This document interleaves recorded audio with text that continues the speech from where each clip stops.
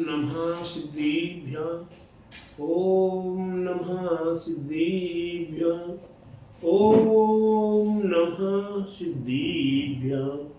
मंगलम भगवान वीरो मंगलम गोतिमोगणी मंगलम कुंद कुंद्यार्यो जीने धर्मोस्तु मंगलम सर्वे मंगल मांगल्यम सर्वे कल्याणकारिकम प्रधानम सर्वे धर्माणाम जैनम जयतु शास्त्रिनम जैनम जयतु शास्त्रिनम जैनम जयतु शास्त्रिनम।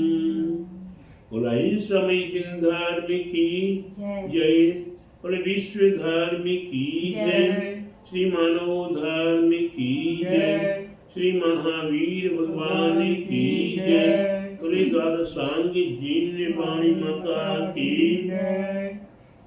बोले आचार्य गुरुवरी स्वाद परम तपस्वी वंशरी परम तिशी संत शिरोमणि 5 वर्ष के जल के त्यागी संसेनानी ज्ञान वृद्ध तपोवृद्ध वयोवृद्ध वात्सल्य मूर्ति आचार्य श्री स्वाठे नेमी सागर जी महाराज की जय। आचार्य श्री स्वाठे सागर जी महाराज की जय।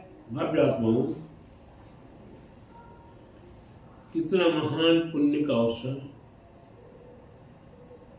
हम अपने आप में विचार करते हैं कि अपने जीवन को सार्थक करने के लिए हमें सिद्ध भूमि आदि की यात्रा करनी चाहिए, जहाँ से अनंत अनंत सिद्धों ने निर्माण प्राप्त किया है। जैसे संवेदनशील पर्वत, गिरनार जी, कैलाश पर्वत, चंपापुर एवं पावागढ़ आदि अनेकों स्थान से हमारे चतुर्विंशति तीर्थंकर भगवान ने निर्माण प्राप्त किया है। हम अपने आप में ऐसी भूमि पर जाकर अपने आप को धन्य मानते कि यहाँ की भूमि कण कण पूजनी है, और उस कण कण को हम अपने मस्तक पर लगाते हैं। यात्रा परम शुद्ध यात्रा हमारी भी हो। हम भी भगवान से ही कामना करते कि हे भगवान, आपके सिद्ध भूमि पर हम उस सिद्ध भूमि का स्पर्श करें। यही चाहते कि हे भगवान, हमारी भी लिए एक दिन सिद्ध अवस्था प्राप्त हो। आज वह महान पुण्य है सेक्टर 27 नोएडा का महावीर जिनालय, महावीर मंदिर। अपने आप में यह लगभग 20 वर्ष पहले मंदिर बना, 20 वर्ष पहले प्रतिष्ठा हुई। मंदिर कहीं था, पंडाल कहीं बना था, मूर्तियों का पंचकल्याण प्रतिष्ठा महोत्सव कहीं हुआ, आकर विराजमान यहाँ की गई मूर्तियां। लेकिन आज ये मुनिसुंदरनाथ जन्मदिन पंचकल्याण प्रतिष्ठा महोत्सव का अवसर है। कितना पावन पुनीत अवसर मिला आपको, जिस अवसर में पंचकल्याण प्रतिष्ठा महोत्सव की जो वेदी बनाई जाती है, प्रतिष्ठा ग्रंथ में उल्लेख है कि इस वेदी को ठोस बनाई जाए और ठोस बनाने के उपरांत इसे मिटाई न जाए, ये शाश्वत रखी जाए। क्यों? कि ये पंचकल्याणक की भूमि है, ये पंचकल्याणक की वेदी है, जिस वेदी पर 5 कल्याणक मनाए गए हैं। गर्भ कल्याणक, जन्म कल्याणक, तप कल्याणक, ज्ञान कल्याणक और मोक्ष कल्याणक। 5 कल्याणकों से ये पूजनीय भूमि हुई, ये पूजनीय वेदी हुई। ये वेदी अपने आप में स्पर्श मास से ही हमारे लिए पुण्य का संचय कराती है।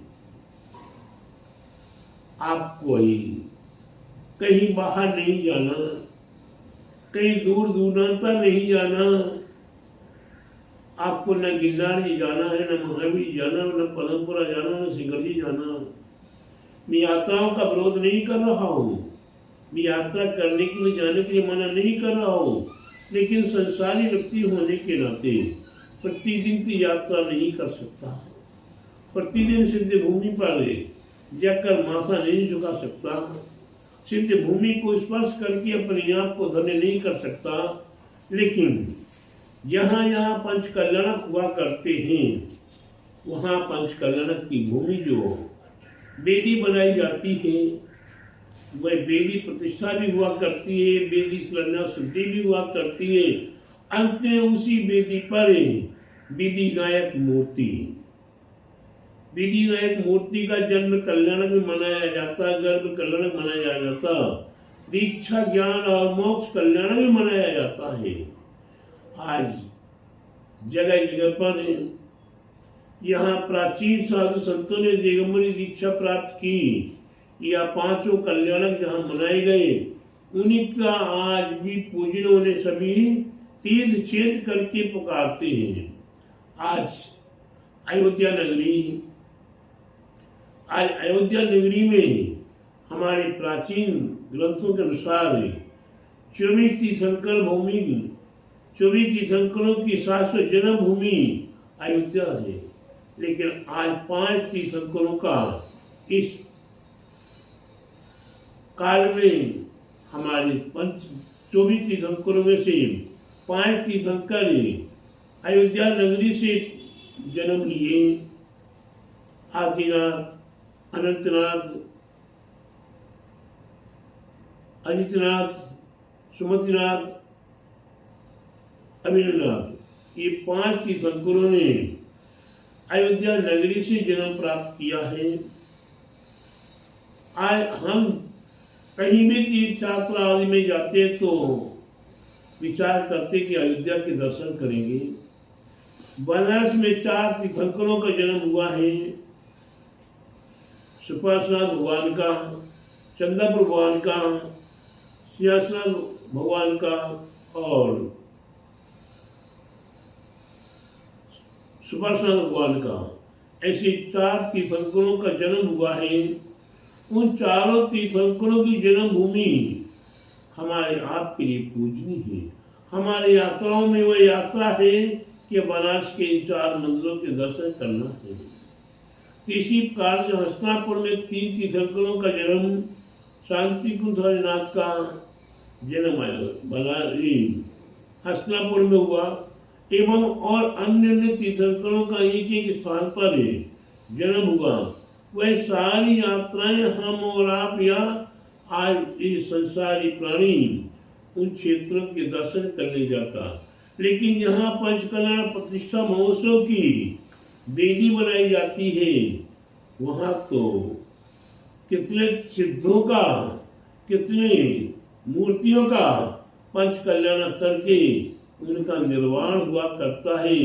ऐसे पंच कल्याणक विधान में गर्भ कल्याणक के, जन्म कल्याणक के, तप कल्याणक के, ज्ञान कल्याणक के, मोक्ष कल्याणक के एक अकेले तीर्थंकर की पूजा नहीं होती, एक तीर्थंकर का अर्घ्य नहीं चढ़ाया जाता, 24 तीर्थंकरों की पूजाएं हुआ करती हैं। और 24 तीर्थंकरों से वह सभी जितने भी तीर्थंकर वहां विराजमान होते, सभी तीर्थंकरों का निर्वाण विधि पूरा हुआ करता।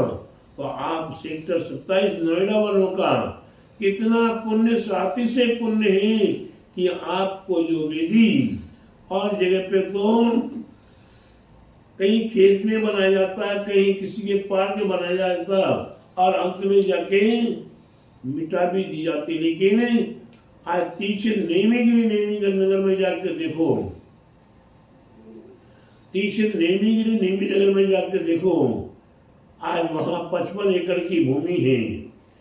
यहाँ 99 में पंचकल्याण हुआ था, वह वेदी आज भी पक्की बनी हुई है। 2012 में पंचकल्याण हुआ, वह वेदी भी विशाल वेदी बनी हुई है।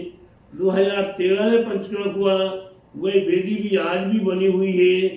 2018 में पंचकड़क हुआ, जहाँ 12 का पंचकड़क हुआ था उसी वेदी पर, और विशाल वेदी बना के वहाँ पंचकड़क हुआ। वही वेदी भी आज भी सुरक्षित है।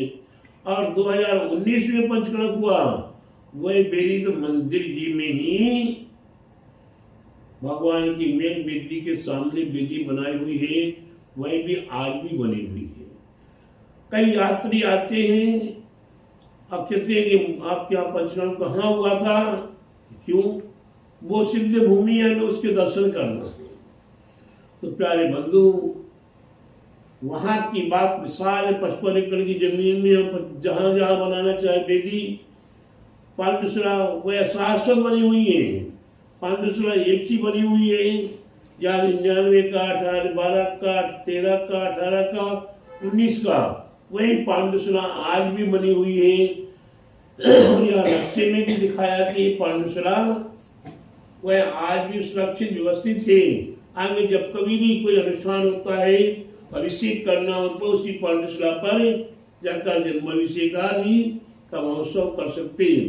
तो ठीक आपके नोएडा में सेक्टर 27 में वह कितना बड़ा पुण्य है, ना जाने कहाँ कहाँ प्लान बनाया था, और आपका प्लान भगवान महावीर स्वामी की अनुकंपा से आप भगवान महावीर स्वामी के सन्निकट ही शाश्वत वेदी बन गई। और आज ये नोएडा सेक्टर 27 सामान्य मंदिर नहीं रहा, ये सिद्ध क्षेत्र हो गया।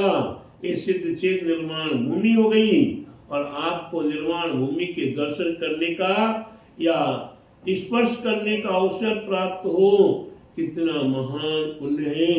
जिसके लिए हम गिरनारी जाते हैं, जिसके लिए शिखरी जाते हैं, जिसके लिए चंपापुर पावापुर जाते हैं, और कैलाश पर्वत नहीं पहुंच पाते, लेकिन हमें आज यहाँ अवसर मिलता रहे, तभी हमारे हृदय की पवित्र भावना बढ़ेगी कि हमारे लिए और संपूर्ण क्षेत्रों का दर्शन कर अपने जीवन को पुण्यमय कर सकें। तो पुण्य कार्य करने का कार्य जो भाव करते कि पुण्य क्रियाएं करने का अवसर मिले, तो उन्हें वही पुण्यानुबंधी पुण्य, पूरे पुण्य के प्रकार से ये भाव करने का अवसर मिला, और फिर उसको क्रियान्वित करने के लिए आपने जो भाव किया वह आपके लिए पुण्यानुबंधी पुण्य। ये पुण्यानुबंधी पुण्य हुआ करता है, और धर्म के साथ हुआ करता है, तीर्थंकरों से जुड़ा हुआ पुण्य होता है। वह पुण्य शाश्वत पुण्य होता है, और परगत वह पुण्य आपको अजर अमर पद प्राप्त कराने के लिए सक्षम होता है। क्यों?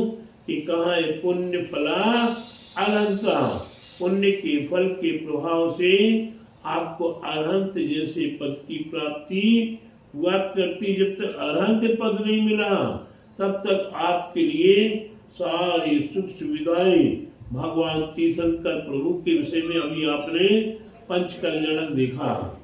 पंच कल्याणक में भगवान के गर्भ में आने से पहले ही 6 महीने पहले जहाँ जन्म होना है वहाँ रत्नों की वृष्टि हो गई। किसका प्रभाव? तीर्थंकर प्रभु के पुण्य का प्रभाव। जब 9 महीने गर्भ में रहे तो उनका पुण्य का प्रभाव कि उनकी माँ का सेवा करने के लिए 8 कुमारियां 56 कुमारियां आ रही। उनके पुण्य प्रभाव जन्म होते ही सोदर इंद्र आदि के आसन कंपायमान सोदर में इंद्र जैसा बालक के पास आया। शची का पुण्य के बालक को सबसे पहले देखा, तो ये उनका पुण्य आगे से आगे चल रहा है, और वह धीरे धीरे अपने संपूर्ण कर्मों का नाश करके कितना बड़ा राज पान वैभव उनको मिल रहा है। जिस हाथी पर बैठ के सोदरमिंद्र भगवान बालक को लेकर पांडुशिला की ओर जा रहा है, उस हाथी के ऐरावत हाथी के दांत और दांतों की महिमा, दांतों पर कितने इंद्र इंद्राणियां और कितने कितने सरोवर आदि होते, उसकी महिमा का वर्णन ये सारे देवी देवताओं ने किसके माध्यम से किया? तीर्थंकर प्रभु के पुण्य के प्रताप से आगे सब कुछ हो रहा है और जन समुदाय भी खुश हो रहा, जन समुदाय को आनंद आ रहा है। तीर्थंकर प्रभु का जन्म होते ही चारों गतियों में आनंद छा जाता है। तो ये उनका पुण्य ठीक उसी प्रकार से हमें भी अपने जीवन में पुण्यानुबंध पुण्य करेंगे तो हम जिस गति से गत्यांतर में जाएंगे तो हमारे लिए हमारा पुण्य। आज हम गरीब अवस्था में जन्म लिए, गरीब परिवार में जन्म लिए, जहाँ सुख साधन नहीं है, हम ऐसी जगह में जन्म लिए। आज हमने जो पुण्य किया ये पुण्य हमें कहाँ ले जाएगा?